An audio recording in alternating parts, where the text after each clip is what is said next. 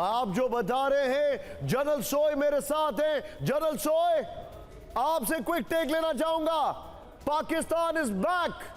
जो नियत है उनकी वो साफ दिखाई दे रहा है, लेकिन मेरा सवाल यह है, हम कब तक रिस्ट्रेन रखेंगे? हम कब तक डेटरेंट रहेंगे? When are we going to give it back in the same token?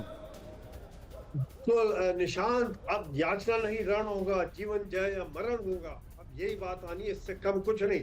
बहुत हो गया, बहुत सह लिया, बहुत देख लिया, बहुत हमने कानून पालन कर लिया है। और देखिए किस प्रकार, और यहाँ पे मैं ये कहना चाहूंगा, हम लोग तैयार थे। आज देखिए ड्रोन हमले हुए, ब्लैकआउट के लिए भी तैयार, उनको गिराने के लिए भी तैयार, और अपनी तैयारी देखते रहना निशान, जो पाकिस्तान के अंदर क्या कहर बरसेगा। आप जो बता रहे सोई सर, मेरे साथ बने रहिए। एम्बेसडर सुशील मेरे साथ है।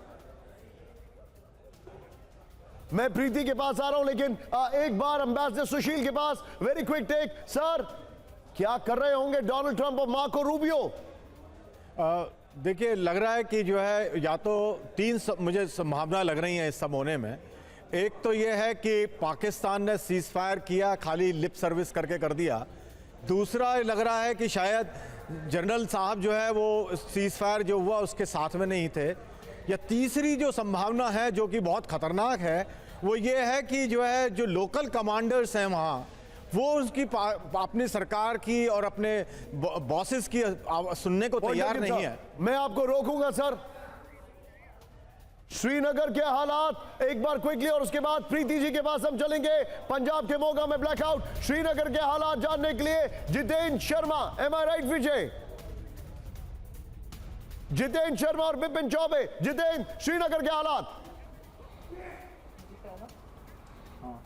जी बिल्कुल, देखिए सबसे पहले जैसे ही 9 बजे पहला धमाका शुरू हुआ, हमने सबसे पहले जानकारी दी TV9 भारतवर्ष ने और बताया कि श्रीनगर में एक बार फिर सीज फायर का उल्लंघन हुआ है। 3 घंटे बीते थे और उसके बाद पहले एक धमाका, 2 धमाके, और उसके बाद महज 15 से 20 मिनट के अंदर 50 से ज्यादा धमाके सुनाई दिए। हमारे कैमरे में साफ तौर पर आसमान में उड़ते हुए पाकिस्तान के ड्रोन दिखाई दिए, जिन्हें हमारे एयर डिफेंस सिस्टम ने तुरंत ध्वस्त किया। अब तक किसी भी तरीके के जान माल की कोई भी नुकसान की बात सामने नहीं आई, लेकिन इतना जरूर है कि इन धमाकों के बाद एक बार फिर पाकिस्तान का धोखेबाज चेहरा निशान सामने आ चुका। और ये देखिए तस्वीरें मैं एक बार दिखाना चाहूंगा, ये आपको रूफटॉप से तस्वीरें मैं दिखा रहा हूं। अभी का लेटेस्ट सिचुएशन क्या है श्रीनगर में?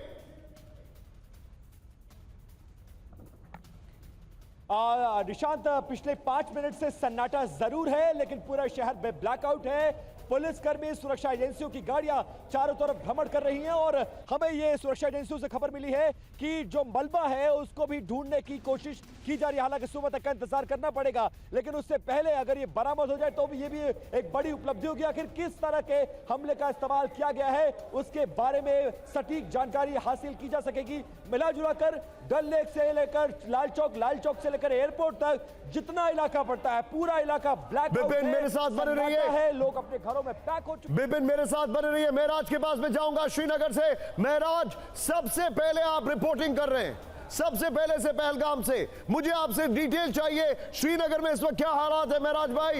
एक का एक एब्सोल्यूट शॉकिंग। बिल्कुल निशांत, बता दे, जैसे ही लोग आज इस सीज फायर वायलेशन के बाद, अब जो सीज फायर एग्रीमेंट हुआ था उसके बाद, जो जैसे ही लोग आज राहत महसूस कर रहे थे, तो उसके बाद कहा जा सकता है डल झील और ऐसे ही बाजारों की ओर जो है चहल पहल जो है लगी गई थी, और लोगों की संख्या जो है वो बाजारों में घूमने के लिए आई थी।